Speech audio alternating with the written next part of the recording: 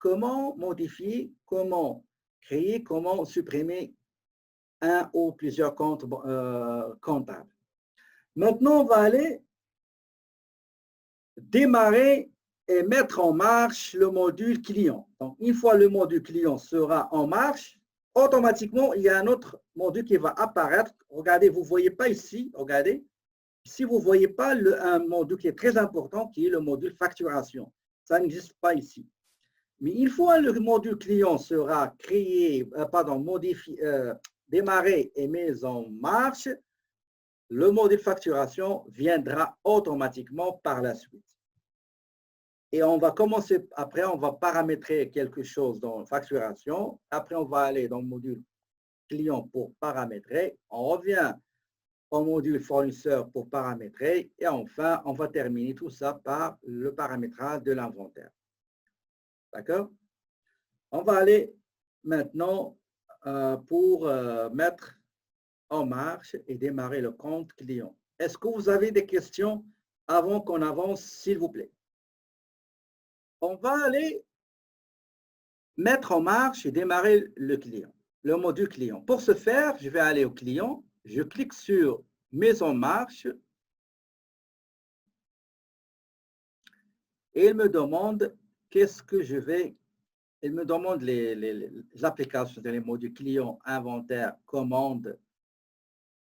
Et il ne faut pas laisser GRC, c'est gestion de la relation clientèle, Customer Relationship Management. On laisse taxation. Donc, client, inventaire, commande. On clique sur suivant. L'inventaire, longueur des numéros de produits. Combien de chiffres vous désirez avoir quand vous allez affecter des numéros pour des produits ou des articles que vous allez commercialiser, que vous allez acheter, stocker et revendre. Nombre de décimales dans un prix. Est-ce que, après la virgule, combien de chiffres? 2, maximum c'est le 4, OK? Pour ce qui est les prix, ça, je ne vais pas en discuter. On va les voir dans le deuxième bloc. Vous pouvez mettre des prix, prix pour un seul produit, on peut vendre ça à $100 ou bien à 105 ou bien à $10, à $110, 120 et on met le prix suggéré et c'est celui-là qu'on va prendre de ces 4 articles. Okay? Ça, je ne vais pas en parler parce que moi, je suis en train de vous enseigner les bases, okay? Les principes de base, les fonctions fondamentales. Je clique sur suivant.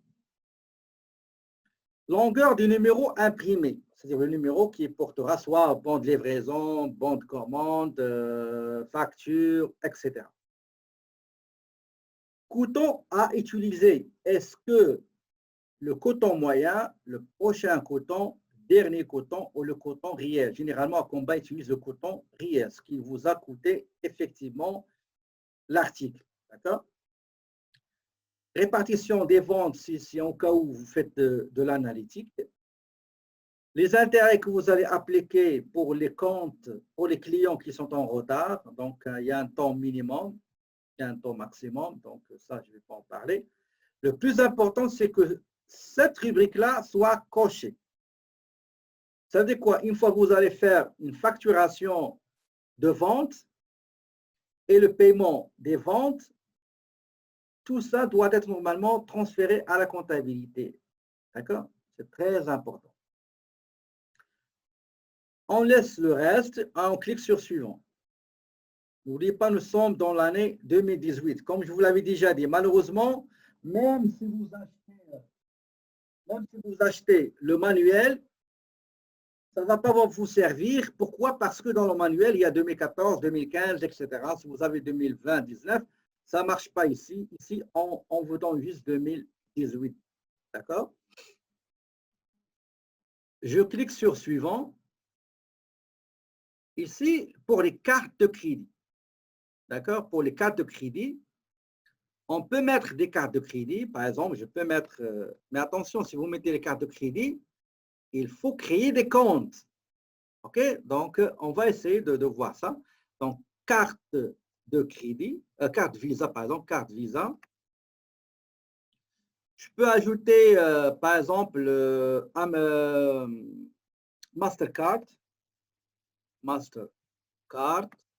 Je peux ajouter, par exemple, American Express. OK? Mais plus on avance, on va vous demander la création de ces comptes-là. D'accord? Et je vous ai déjà montré comment les créer. Donc, moi, je ne vais pas les garder pour gagner du temps. Si vous laissez carte Visa, moi, je ne donne pas les cartes Visa dans mes examens. Si vous avez carte Visa, American Express et Mastercard, une fois que vous allez avancer, on va vous demander la création de ces comptes-là. Et moi, je vous ai déjà montré comment il faut créer. Donc, ce n'est pas la peine de les utiliser. Paiement multiple, ça veut dire quoi, paiement multiple? Multiple, ça veut dire qu'un client, il va acheter de chez vous, une partie sera payée comptant, une partie sera plus tard, une partie sera par chèque, etc. C'est ce qu'on appelle paiement multiple. On ne le coche pas. Je clique sur suivant. Ici, on va vous demander d'associer quelques comptes aux comptes recevables, c'est-à-dire les clients. Si vous avez choisi Visa, carte Visa, Mastercard et American Express ou n'importe quelle carte de crédit, vous allez les voir ici dans ce tableau-là et vous serez obligé de créer des comptes puisqu'ils n'existent pas dans le plan comptable. On commence par le premier. Maintenant, le logiciel vous demande le compte client, quel est son numéro dans le plan comptable. Je clique deux fois, je sélectionne compte client 1201. Si le client vous paye comptant, espèce, quel est le compte qui sera utilisé? On va aller chercher la petite caisse. 10,05. Si le client vous paye directement vers votre compte bancaire, quel est le compte qui sera concerné? C'est 10,01. RBC. Si le client vous paye par chèque, donc le chèque sera bien sûr, va aller au compte 10,01 qui est RBC. Si le client vous remet une avance ou un dépôt, quel est le compte qui sera concerné? Je clique deux fois et je dois aller chercher le compte dépôt client, je crois 21,01.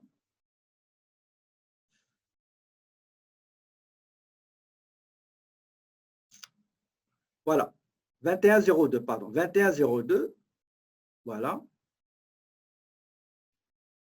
Je monte tabulation. Si vous allez accorder des escomptes à votre client, quel est le compte qui sera concerné? Je clique deux fois, je dois aller chercher escompte sur les ventes dans la classe 5, 59, 52, tabulation. Si votre client, si vous allez appliquer des intérêts de retard sur votre client, quel est le compte qui sera concerné? Je clique deux fois pour aller chercher revenu d'intérêt. Je clique ici, tabulation. Si vous payez le transport sur les ventes et vous n'allez pas facturer ça, quel est le compte que vous allez utiliser? Je clique deux fois et j'aurai transport sur les ventes 6602, tabulation. Si votre client est en retard et vous appliquez des pénalités, je clique deux fois. Je peux choisir autre, 59, 51, tabulation. Quels sont les arrondis en ce qui concerne état de résultat? C'est 95, 95. Attends, qu'est-ce que j'ai fait précédent? Voilà. Suivant. Suivant. Oh, je m'excuse, je dois refaire. Donc, on a dit à recevoir ces clients, tabulation. comptant, c'est 10,05 tabulation. Paiement direct, c'est la banque 10,01. 10,01. Dépôt, on a dit 21,01. Pourquoi? 21, pardon, 21,02. Escompte, on a dit c'est escompte sur les ventes 59,52. Les intérêts, c'est revenu intérêt 59,01. Transport sur les ventes, c'est 66,02. Tabulation. Pénalité, on a dit c'est autre. Et on a dit que les arrondissements, les écarts d'arrondi, c'est 95,95. Tabulation. Facture, les préfixes, est-ce que vous allez avoir, par exemple, facture numéro 1, on va mettre FA, etc. Donc, ça, on ne va pas le toucher. Maintenant, il vous demande, est-ce que vous allez appliquer un groupe de taxes? Comme vous voyez, l'article qu'on va vendre, c'est des articles taxables. Il y a la TPS et la TVQ. Ça veut dire qu'il y a un groupe de taxes. Je sélectionne le groupe de taxes, donc je clique 2 fois. Est-ce que c'est 50% ou 100%? Bien sûr, c'est le 100%. Donc, voilà, j'ai un groupe de taxes qui est composé par deux taxes, la TPS et la TVQ à 100%. Quand vous allez faire votre facture, ben vous allez avoir automatiquement la TPS et la TVQ. Donc, une fois terminé, je clique sur enregistrer. Est-ce que vous avez des questions avant que je clique sur enregistrer? Est-ce que vous avez des questions, s'il vous plaît? OK. Donc, une fois terminé, je clique sur enregistrer. Suivant. Donc, après enregistrement, suivant. Pour gestion des commandes, bah, tout ça là, je clique sur suivant tout de suite. Il vous donne un sommaire pour le démarrage du module client. Longueur du numéro, la quantité facturée, etc., etc. S'il vous plaît, est-ce que tout le monde, parce que si vous le remarquez, je répète la chose 3 jusqu'à 5 fois pour avancer. Moi, je veux que personne ne rate une phase ou un processus. Il faut que tout le monde comprenne et assimile très bien et maîtrise ces phases-là, s'il vous plaît.